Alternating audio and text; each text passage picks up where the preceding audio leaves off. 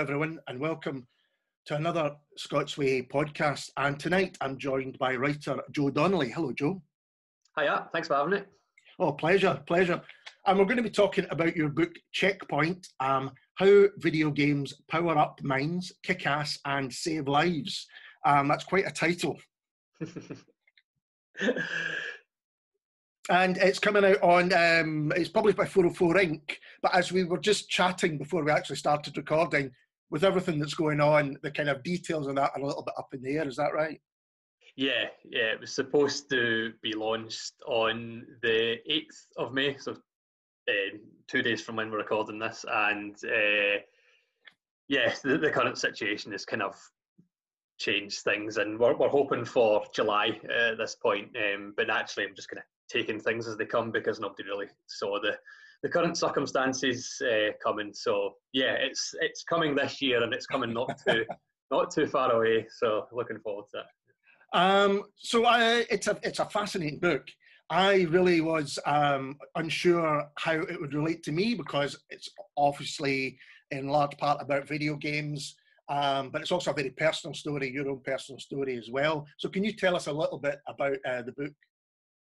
Yeah, so Checkpoint, which we'll just refer to as Checkpoint from here on because it is a wee bit of a mouthful without the addendums. So yeah, it's a narrative non-fiction book, so naturally there's a lot of me in it. There's a lot of my story, and it is also looking at the kind of wider context of both video games, mental health, how the two overlap, and how powerful a tool for relaying information and telling stories and enlightening in many ways that the medium of video games can be. Again, framed by my own mental health experiences. I've played video games for pretty much my whole life. I was born in 1986, and my first taste of video games was through the Atari ST, which was the first family computer that my dad brought home from the Barras in Glasgow. Right. And games like Lemmings by the Dundonian games developer DMA Design, who eventually became Rockstar North, who made a game series called Grand Theft Auto, which I'm sure a lot of people, whether you're into video games or not, have heard of. I got into video games at a young age, played all through the console eras, Nintendo, Mega Drive, right through to PlayStation, Xbox and PC. And in my formative years, I was an only child, so there was some times when it probably doubled up as companionship, just playing with my mates and playing on my own. But it was always a means of escapism, which I know that video games are for a lot of people. And even in my younger years, when I didn't have too much to worry about, it was just nice to escape anything, even if it was homework on a Thursday afternoon or Thursday evening, rather, to just jump into a game of Tomb Raider or whatever I was playing at the time. And when I left school, I had kind of toyed with the idea of getting into video games journalism. I really enjoyed all the stuff I had in the magazines, but it didn't really feel like a real job at the time. Yeah. So I became a plumber and gas fitter. And whenever I'm retailing that, I always try and fit in some sort of Super Mario joke, but it always sounds really cheesy, so I just leave it now. But that's what I did when I left school. And I started that in 2003. In 2008, my uncle took his own life, unfortunately for my family and I. And it really, as you can imagine, whether people have got experience of family members in suicide or not, it was quite a big one for the family to kind of get their head around. And again, at the time, I had my girlfriend and my friends and my family were all great, but I used video games as a real means of escapism and a coping mechanism in many ways. I just kind of threw myself into the games I was playing at the time just to escape the kind of, what reality meant at that moment. And in the years that followed, I struggled a little bit with my own mental health. I kind of went through some depression and anxiety. And at first, I didn't really know what it was because I'd never experienced it. It's not something which men generally deal with very well in the UK, in particular in Scotland, and particularly in the west of Scotland, which is where I'm from. And apart from struggling to identify it, once I was able to kind of tell these feelings went right, I struggled to speak about them. And in the meantime, I was playing a lot of video games, and I started to discover video games which were exploring these themes, and themes such as suicide, depression, anxiety. And I never knew these things existed in video games. A lot of people think that video games is just FIFA, it's Call of Duty, Battlefield, it's Football Manager, and these games are essential for the kind of ecosystem of video games, but there are loads of independent games which are tackling these really interpersonal themes. And in the middle of things, I decided to have a career change. I studied journalism at university, I got a degree, and was freelancing for a number of places, a lot of specialist outlets such as PC Gamer, Eurogamer, Games Radar, some places like The Guardian, The New Statesman, and I was writing about video games and mental health as they overlapped as much as I could. I eventually had a column for Vice about video games and mental health, exactly that, the games which are exploring these themes, games which people were telling stories about, games that help them kind of cope with similar things that I'd went through, and people had used them for escapism, whether or not they were directly dealing with issues of mental health, that they'd use the games in that way. And I did that for a while until Vice had a wee restructure. They changed their the way that they were laid out, and there was no room financially for the column anymore, so it got kind of ended prematurely. I was working for PC Gamer down in England full time, and in the middle of things, whilst coming back and forth to my long-term girlfriend, she fell pregnant, so I came home, moved from the video games industry into football, and decided that I still had quite a lot to say about video games and mental health. Noticed that 404 Inc., the Edinburgh independent publisher, which Checkpoint's going through, as you mentioned at the top of the conversation, they had a submissions window. I submitted the idea and said I wanted to tell my story against my expertise in video games, and yeah, they were happy to go with it, and here we are. As I say, it was due to come out already, but it's July we're looking at, and yeah, it's, when you say it all like that, it sounds like a really long and convoluted journey. It hasn't really felt as long in that time frame. It's about 12 years all in, I think. That's quite a while. Yeah, it is. It's been a long time coming, but it's been really good. I've really enjoyed the experience of writing the book itself. Unlike any of the columns which I did, which were generally 1,000 to 1,500 words each time and exploring different facets of video games and mental health, this has been a bigger undertaking, and it's caused me to, or it's demanded that I kind of dig a little bit deeper into my side of things. Right. In the middle of that, I forgot to mention, I eventually sought professional mental health advice from my GP, and then eventually a counsellor, did a bit of cognitive behavioural therapy, and was diagnosed with depression and anxiety disorder, and I'm now on medication, which I've been on for 6 or 7 years now.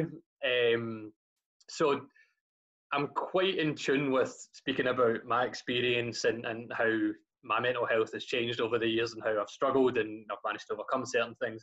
But digging back into it for the book and revisiting things that I'd kind of forgotten about and stuff, and stories and quirks of different stories, has been a wee bit harder than I thought it would. But I think that probably speaks to, the seriousness of the subject matter. So it's been good, cathartic, and quite, I don't know, unsettling's too strong, but kind of getting back in touch with some of the feelings and stuff that I'd kind of gotten over in many ways, and I still feel confident and comfortable with. But yeah, an interesting part of the process which I hadn't really seen coming, I think.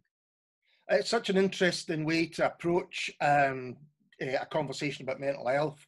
And one of the theses that you've got is, at the beginning, you say that, games perhaps over TV, film, or books is a more immersive experience, and that more immersive experience has got benefits that maybe the others don't have. Is that right?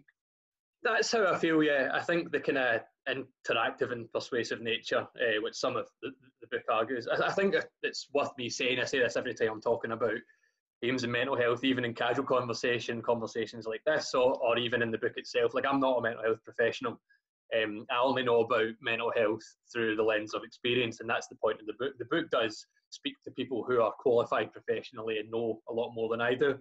But in terms of video games, specifically to relaying information about mental health, obviously that's what Checkpoint does, or Checkpoint explores. But even generally, I think that the fact that in more traditional media like books, like film, you sit down with a book, you read, you consume the information, and then you can go and do with the information what you want. The same with film, and it's not to pit any form of media against each other. They're all obviously crucial for their own reasons, but video games require input and then you receive information and then you have to give more of yourself to continue things going. One of the analogies which comes up in the book is if you start a computer game and put the controller on the floor pad, or put the gamepad on the floor and walk away, nothing will happen, nothing will change until you put yourself into that. Which I think it's a good one, because it means that you're always putting a little bit of yourself into the game, or you're putting yourself into the character that you're playing. Another analogy which comes up in the book is if you're playing Super Mario, for example, and Mario dies, you would say that you died. You wouldn't say that Mario died. You take on the role of the character you're playing. So I think when it comes to relaying information, whether it be getting a virtual sprite of an Italian plumber wearing red overalls from one end of a level to another, or a blue hedgehog for that matter, not any favouritism in the brands in the video game spectrum, but or digging into someone who might be talking about alcoholism, or might be talking about obsessive compulsive disorder, or anything which is a little bit more somber in theme, certainly. The power of video games to tell stories, to convey information, is really strong. And I think that people that play games get that. People that don't necessarily understand that power. And it's not through deliberate ignorance. It's just about, maybe they don't play video games. There could be a number of reasons why people aren't necessarily in tune with it. But books like Checkpoint are designed to kind of, just show people how powerful video games can be, and in this instance, to explore mental health. I mean, it's a fascinating book. I would never consider myself a gamer, although I am old enough to have had a Pong. Way back, but then I thought, well, actually, that because you set out in the very opening, think carefully about what you do. Do you play the games on your phones? And I've always played the ones that come with the phone, to get you through a tube journey or something like that. And then when we were younger, used to play, Defender or Frogger or Donkey Kong and all these kind of earlier games. And although I've never had a console, I guess your interaction with games, it's something that if you don't consider yourself a gamer, if you don't say tonight I'm sitting down to play Grand Theft Auto, you maybe think this isn't going to appeal to you. But actually, a lot of the things, well, there's a few things. There's so many things I found interesting in this. As you say, it's specific games, and we'll maybe talk about some examples, which are actually looking at mental health issues or addiction issues or things like that, or post-traumatic stress disorder, which you mentioned in the book. But also the way that, even if you don't consider yourself a gamer, there's every chance that you'll have some connection with mental health issues yourself or someone you know. And so by discussing both in this way, I can remember a time, for whatever reason, throwing myself into various books. And that was that was where I lost myself, instead of having to deal with whatever situation I was having at the time. So as you say, you're not putting one over the other, but just you get such an insight into this, your area of expertise, if you like. Yeah, it's interesting that you talk about how playing games went hand in hand with any therapy or medication that you were also on. You tell us a little bit more about how that, relationship came around. Yeah, I think mental health issues are so specific to the individual. Even if someone identifies that they have depression, or they're told by the mental health professional that they've got depression, someone else could have an interpretation of depression which is so different. The same with anxiety. Just to speak about one of the game developers that speak to in the book, a guy, Matt Gilgenbach, who his game Never Ending Nightmares explores his experience with OCD, with obsessive compulsive disorder. And I think that we speak about people misunderstanding video games in terms of, a lot of people who don't play video games consider video games child's play. That it is just those games like FIFA, the Call of Duties, or any of the Fortnite is obviously massive at the minute. Games like that.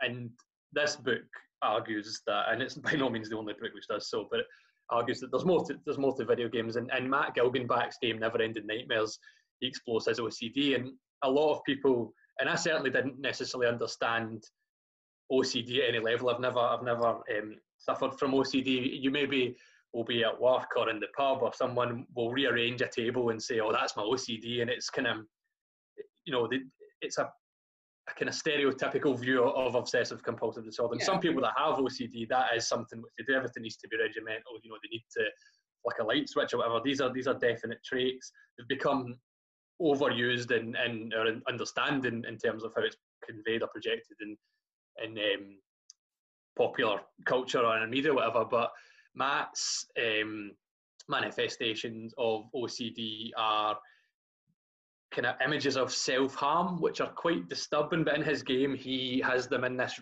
really eye-catching monochromatic animation style, and basically the whole game it's like a horror game, but it's just tracking everything that goes on in his head. And that's a very specific example of how Matt's mental health has suffered. And I think in my own experience, I was just in a dark place. I was getting anxious. I was snapping a lot. I generally wasn't the nicest person to be around. You can appreciate that in hindsight. I was 22 when my uncle passed away. I was only just turned 22 actually. And at that time in my life, like most 22-year-olds in Scotland, I was going out clubbing a lot. I was going to the pubs, and I was, as I touch upon in the book, I was in hindsight definitely kind of overdoing that side of my life than I necessarily appreciated at the time. But it was easy to just put it down to, I'm just 22 years old and I'm going to the pub all the time. In terms of how video games played into that, when I was playing more mainstream video games, again, it was just as a kind of means of escapism. When I was playing games like Matt Gilgenbach's Never-Ending Nightmares or Will O'Neill's Actual Sunlight, Zoe Quinn's Depression Quest, Vander Caballero's Papo and Yo. It was different games that were looking at different aspects of mental health and mental illness. So Actual Sunlight deals with depression head on. So does Depression Quest, as the name probably suggests. Matt's game again deals with OCD. Papo and Yo looks at alcoholism, which was interesting given the parallels I may have been able to draw between kind of overindulging in that side as a different kind of coping mechanism. But it was just, even the games which I couldn't relate to directly, they were taking me to different places that the average game would. It was making me consider things, some of which I could relate to, some of which I couldn't, but I really understood the game developer's message that it was something very personal, and it was striking a chord, even if not directly relatable. When I started writing a bit more about video games and mental health, one of the best or most kind of heartwarming, fulfilling things for me was that, and again this kind of feeds into the being from the west of Scotland, being male and really not talking about feelings which are not of enjoyment, not of fun, and a bit darker. When I started writing about games and mental health, I had some of my friends, some of my closest friends, kind of contact me privately and say, oh, I read your article on Vice about whatever game it was, and about depression or anxiety, whatever. And some of my mates had been on courses of medication. They'd been on them for 6 months to a year, or they'd been seeing someone, they'd been doing CBT, and they'd never mentioned it. And we're playing five-a-sides once or twice a week. We're in the pub on a Saturday or a Friday, and for all in the most ideal world, my mates might be able to come up to me and just say face to face, or we're all standing with a pint in the pub and just saying, by the way, I've not been feeling great. That would be that would be amazing. If we can't quite get there from go, to be contacted privately and just have that conversation, for them to feel comfortable enough to open up about it, that felt really nice. And I mean, it's not by no means I'm a hero in this circumstance. I'm going through my own stuff as well, but it was nice to facilitate that conversation through video games. So even if my mates, weren't necessarily playing all these independent games which I was talking about, they understood video games, they understood their experience of mental health, and bringing those two together made them confident enough to talk about it. So that was really nice, whilst they were dealing with things which, they needed a bit more support professionally. It was nice to be able to put something out there in the same way that these game developers were in their games. Yeah, and I found that fascinating that you mentioned Depression Quest, and there was the company of myself, and you also talk about in Grand Theft Auto 5, there's the character of Craig. Yes, yeah. So could you explain a little bit about that?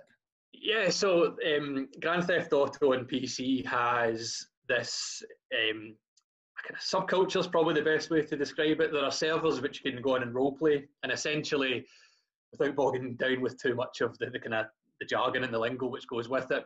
These servers are online servers independent of the main game, and a lot of the roleplay ones exist. So basically, Grand Theft Auto 5 takes place in a state called San Andreas and a city called Los Santos, which is a digital pseudo recreation of Los Angeles.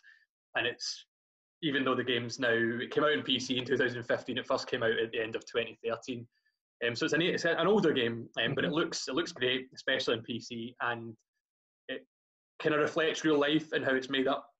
And in the role-playing community, people play the game, but they try and reflect real-world rules. So whilst Grand Theft Auto generally is associated with, well, it's in its name, stealing cars and committing crimes, shooting people and all the stuff which the tabloid press love to sink their teeth into whenever they get the opportunity.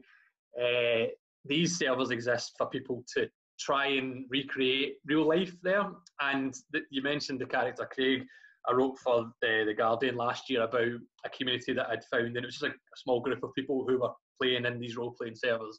And some people will take on jobs, they'll just live their lives as close to reality as they can. And it sounds really weird, but it can be quite nice just to escape into these worlds where people aren't obsessed with, you know, the shooting and everything else. And this group of people were meeting up in the game sporadically to talk about their mental health. So they're walking around Los Santos in these worlds where people are normally doing these really egregious crimes, and they were just speaking about experiences that they'd had and how their mental health had suffered. They were essentially using the world of Grand Theft Auto as this little support group.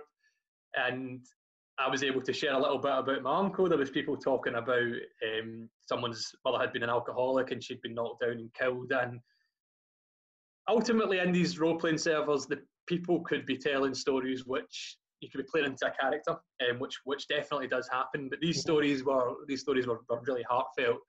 And yeah, I mean, if going to an actual medical or a mental health professional is a big deal or a step too far, which it is for a lot of people, whilst I would always recommend from my own experience of giving it a try if you can, being able to jump into a game and just speak to strangers or speak to people that you know, but you know, exclusively in the game. I still find that fascinating. I think it's amazing. I think that, especially in a game like Grand Theft Auto, which is so intrinsically tied to the violent side and virtual crime, where people can begin in there and essentially having therapy in the game. I think that's wonderful. It's amazing, and it was something that's really opened my eyes, like a lot of the book did.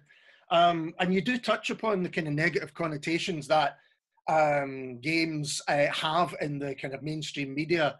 In some cases, they seem to have taken over heavy metal, and video nasties has been blamed for some terrible events. But you do talk about that and the reasons behind it.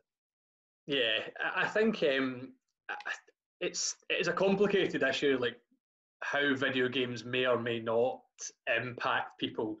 So we're speaking about Grand Theft Auto in its most general sense, like it is a game about committing crimes at its base and kind of behaving nefariously in a game. One of the, and again, this is explored quite near the start of Checkpoint, one of the most common and probably familiar things about video games in terms of the negative slants, even if you're not interested in video games, is that, you know, they promote violence.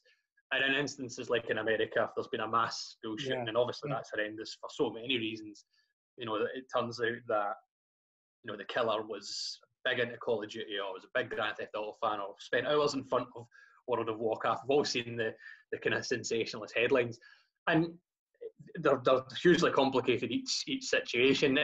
To try and be as simplistic as possible, if it turns out that someone who's committed a crime is under 18 as per, you know, the recommendation, be it in America, be it the pan-European information game information system in Europe, if they've been playing it before the age which is specified, then there are issues there.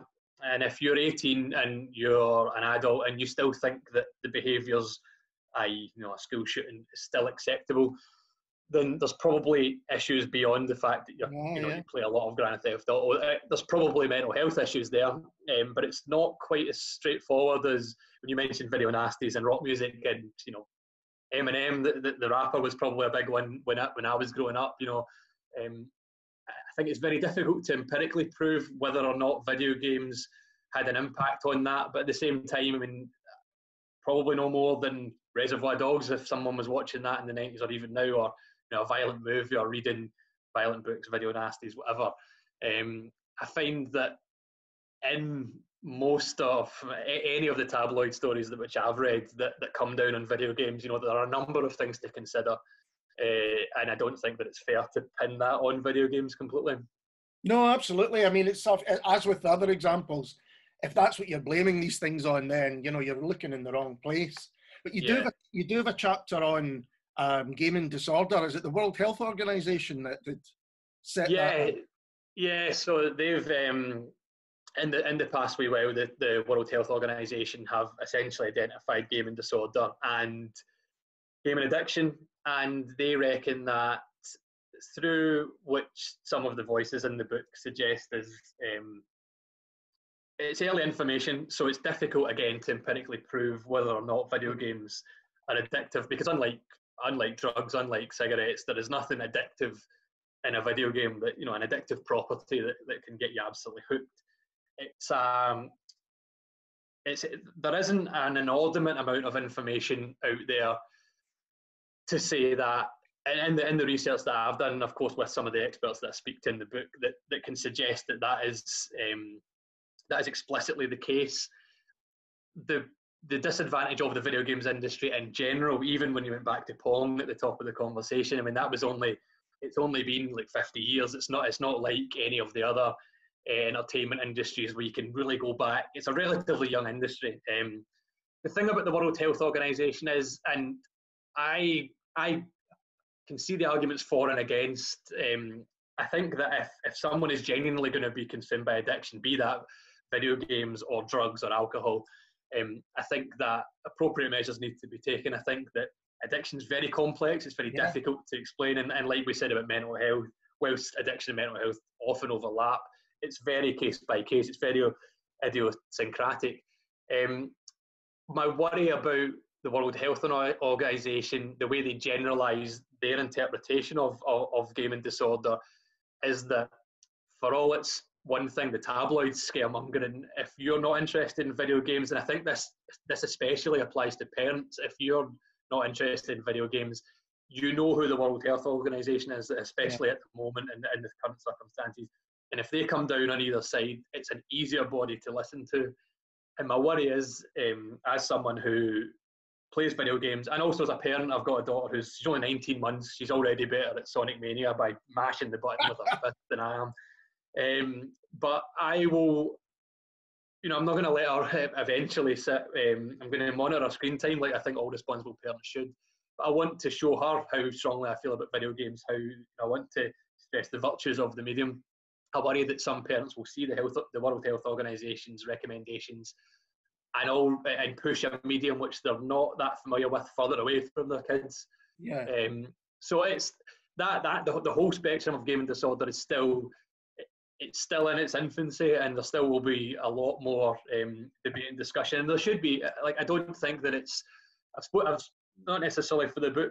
I've spoken informally to a lot of people who are saying, "Oh, and they completely rubbish it." I think that when it comes to addiction, it's such a complex issue that, you should pay deference to both sides. I do worry that the World Health Organization are making generalizations without the evidence to back it up at this stage. So it'll be interesting to see how that goes long term.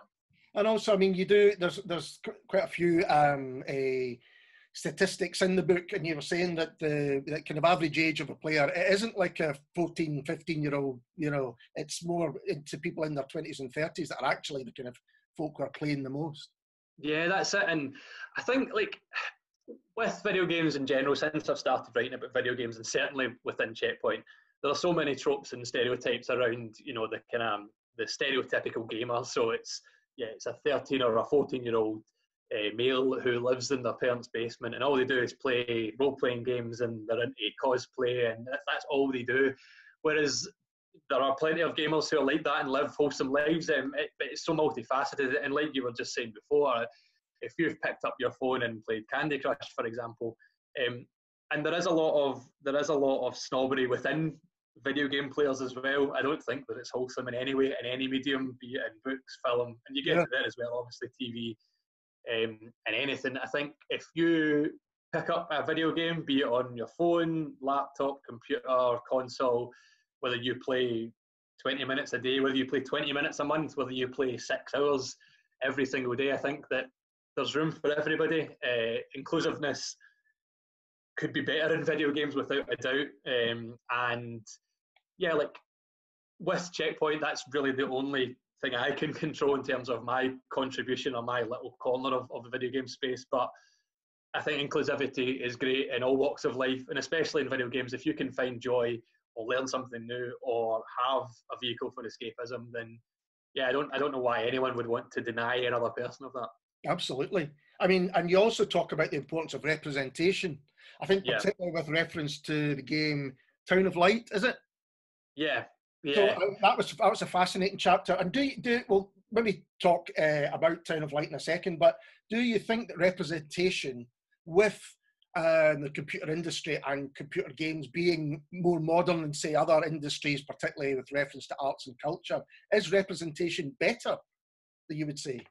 I think it's getting better. I think it depends, because again, like the video games industry is quite young on the grand scheme of things. There's a game called Outlast, which released in 2013 by a game developer called Red Barrels, and it's a really, really good horror game where the player is weaponless. It's first person, and they negotiate the environments, a lot of dark environments, and the only thing they've got to light it up is an old school kind of handheld camcorder, and it lights up certain areas.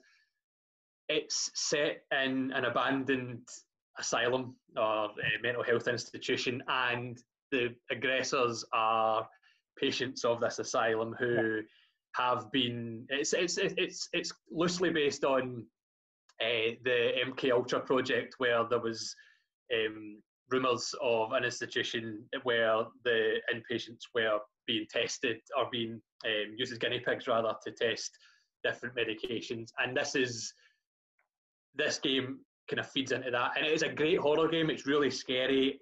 You have to think quite intuitively because you don't have guns like in other games, but it really lets itself down because it probably could have been a brilliant horror game without leaning on the mental health stereotypes. Sure.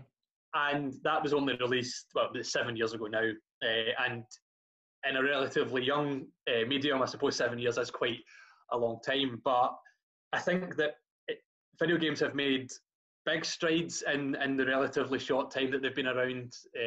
Even going back to, that was only 7 years ago. All through the 90s, there was some games which really kind of played into those stereotypes and trope. I still think there's a long way to go. I think that the kind of stereotype and the trope of that mental illness is the unknown and therefore it's to be feared is really dangerous, and no matter what medium is kind of peddling that misinformed trope.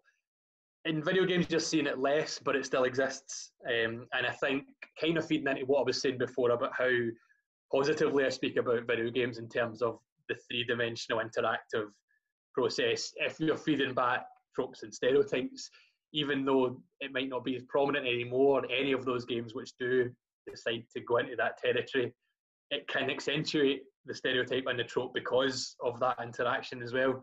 So in answer to the question, it's making strides, right. But that, like anything, it could always be better, I think. What I didn't realise, I think what many people listening wouldn't realise, is the amount of kind of academic and journalist the writing that there's been on, not just on games, but on mental health, the reaction between the two, or the relationship between the two, I should say. This is a big topic. Yeah. And one of the chapters which you kind of touched upon earlier, I speak to Alfred Skip Rizzo, who works in America, and he specialises in VR and virtual reality, and it's all academically underpinned, and it predominantly focuses on ex-service people who may be suffering from PTSD because they've been in wartime situations, and with the PTSD which they're suffering from back in the kind of normal world, he and his team use virtual reality as a means of re-assimilating people back into, you know, a kind of normal routine by revisiting some of the digital interpretations of war zones, which I think is fascinating. He introduces not just the visual effects, but some of the smells. So some of the things he talks about is obvious, well, I suppose obvious things, having never been to a war zone, you know, the kind of smells of gunpowder or things like that. But even he was saying about roadside bombs, where there might be, you know, areas where, because of the situation where they're locked in war, you know, maybe there's refuse lying on the side of the road, so that's been fed into the experience as well, in order to help people remember these images, which are obviously disturbing them inside, but better process them as opposed to just shoving them down or putting them somewhere out of their heads. They've been forced to address them slowly but surely with this visual representation and all of that stuff. Alfred Risley's been working in that stuff since the 1990s, when the first wave of virtual reality really came to prominence, and he's been working on it for 30 years. And they've been constantly bringing out white papers and academic stuff, which is underpinning everything they're doing. And yeah, I mean, it's, again, that's one of the things, one of the number of things about a young medium which makes it difficult, that academic studies haven't had, there hasn't been an inordinate amount of time to write something and then revisit in 30, 40 years to go back over it. Yeah. But there is so much stuff which is with people who are much more qualified than me, and really going through it and picking apart some of the tropes, some of the truth, and formalising it in places where it can be, you know, this works, this doesn't work, this works, this doesn't work. And it can dispel a lot of the stereotypes. It can also show how powerful the medium can be, again, as a storytelling medium. I mean, I think the book as a whole, it seems to me, is almost about starting the conversation. You were saying, you know, how friends of yours or people you knew had got in touch privately to say, well, a lot of the stuff you've written has meant something to me. And you also say that the mental health, everyone's mental health situation is individual. But like any conversation, once you start having it, you do get shared experiences. You also get, you know, your ones which are standalone and will only mean something to you. Was that at the heart of what you wanted to do with this book, was to get that conversation going? Yeah, I think so. I think in this day and age, and there will be some people out there who, I would love if everybody that didn't or thought he didn't like video games would pick a game, any game that's out just now, and just give it a shot if possible. Anything, a browser game, revisit Pong, anything that they can. Play Sonic Mania with your 19-month-old child and see how far or you've come on in the 90s or not. I think that video games won't be for everybody, just like reading isn't for everybody. But I think that in this day and age, people are more attached to video games as a medium than they realise. You know, if you're a hardcore gamer, or for want of a better term, then you will understand video games. If you're a casual gamer, you'll also understand video games. If you've played them on your phone, if it's just Candy Crush, if it's anything you've got there, even if it's Sudoku on your phone, like, that is a video game which you are playing. It's a digital interpretation of a game you can play on paper, but it's still a video game. And I think that in the same way that somebody can lose themselves in a book, like the example you gave, or picking up an album, and someone who's really into music, and everyone's got an album that they can put on from the start and play it right till the end, and they've got all these memories or associations attached to different songs. It's the exact same with video games. And I think that mental health, again, like my mental health is very specific to me, but video games have been a constant throughout that time. And I do have games that I sometimes revisit, and it's maybe been a game that I've been playing when I was going through a particularly bad down spell, and I think, wow, I've kind of forgotten about this level, reminds me of that, and it's maybe not so good, or it is refreshing, cathartic to go back and revisit it. I've got some games that, you know, if I'm ever feeling a little bit down, I'll pick up and I'll play them. And I think that that's more common than people realise. And I think that because video games are so relatable, and we're getting much better at discussing mental health than we've ever been, I think that, you know, there's a long way to go about keeping that conversation going. I think that mental health at the moment is unfortunately topical because people are being forced to isolate, and naturally isolation is quite a big deal when taken into the context of mental health. We're actually myself and 404 have just decided that this won't be in the ebook, which anyone that pre-ordered is getting for free, and then we'll also get a copy of the physical edition. Because the print date's been pushed back, I'm going to do a little forward just speaking about the current situation, because I think that video games and mental health, a lot more people are playing video games at the moment. A lot of people are picking up video games who wouldn't normally pick up video games as well, which is really interesting. Parents are playing video games with their kids because, you know, they're in a situation where we can't explore the vast world outside. So jumping into a digital one is it's a viable alternative for all the current situation is really bad, and you know, the health and well-being of the world is of paramount importance. But if people can escape into a video game where they can explore, you know, virtual landscapes as opposed to outside, then that's great. But yeah, I mean, at a time when mental health is people's mental health is being put under strain, if anybody can, you know, if anyone can find a new coping mechanism, or, you know, just dive a little bit more into video games than they did before, within reason. You don't want to get consumed by video games like some of the stuff we spoke about before. But I just think if there's, you know, that black box underneath your TV, if you're feeling a bit down and you could just jump into anything, a game of FIFA, maybe a longer game of Minecraft or anything, then yeah, I mean, why not? If you can make yourself feel a little bit better in these really trying times, and I think then I'm all for that, you know? Well, absolutely, absolutely. Well, Joe, thanks very much for chatting to us. It's been fascinating. And I have to say, I honestly wasn't sure how I was going to take this book, because I don't consider myself a gamer, but it's so much more than that for a start. And it's an incredibly honest book. You maybe answered this right at the beginning, but when you finished it, I mean, did it change the way you looked at the things that you were writing about, your personal stories? I think so. It's really strange because naturally, and again, going back to the idiosyncratic nature of mental health, like my mental health story is my mental health story, and I was there. You know, I lived everything which is written down in the book. I spoke about my own opinion of seeking professional help. I think that anyone who is struggling absolutely should. That would be my message in these conversations in the book. And anything, if you can within yourself go and seek professional help, you should. Even in times like this where it's difficult to get out, if you can speak to someone over the phone. I know the Samaritans have got really good service over the phone, and a number of other charities, or your GP or whoever can chat, family member, friends, whoever. But when I did CBT, when I went to a counsellor to seek help, I got enough from it. It wasn't exactly for me. I know some people that have, you know, started a counsellor 10 years ago and they're still doing it every single week because it absolutely works for them. People will work out what works for them. And while CBT wasn't, I worked out relatively quickly. It wasn't for me. Medication definitely helped me better. And I find the writing side of it quite cathartic. I obviously was aware of my own journey piece by piece, but writing about it all together, like I said, some of it was harder than I thought it would be. Reliving some of the moments was quite challenging.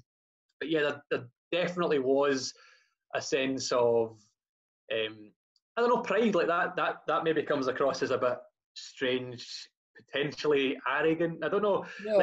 Being able to look back and say, you know, they were, and there are people that are worse off than me, but there were some challenges to overcome, and whilst my mental health could always improve, I feel like I'm at a place now where it's good, it's stable, and doing the book allowed me to appreciate how far I'd come, and without sounding like cheesy or corny or anything, if someone can read that and relate to any part of it, you know, maybe even if it is just, you know, for somebody, you maybe have a bereavement and you felt really down after it and you're back on better footing now, if you can relate to any point of that in your own life through the lens of, you know, someone like myself who went through these trials and tribulations in terms of mental health, then that's what the book's there for. It's to look at two things that are close to my heart, how they came together for me and how they might come together for other people, whether you realise it or not, I suppose.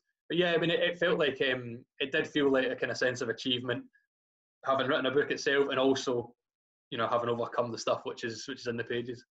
Well, you absolutely succeed. It's a tremendous read. Thanks again for talking to us. I really do appreciate it. Thank you so much for allowing me to talk about things which are close to my heart. I could chat all night. That's what we're here for. And we'll be back soon with another Scots Whay podcast. Cheers.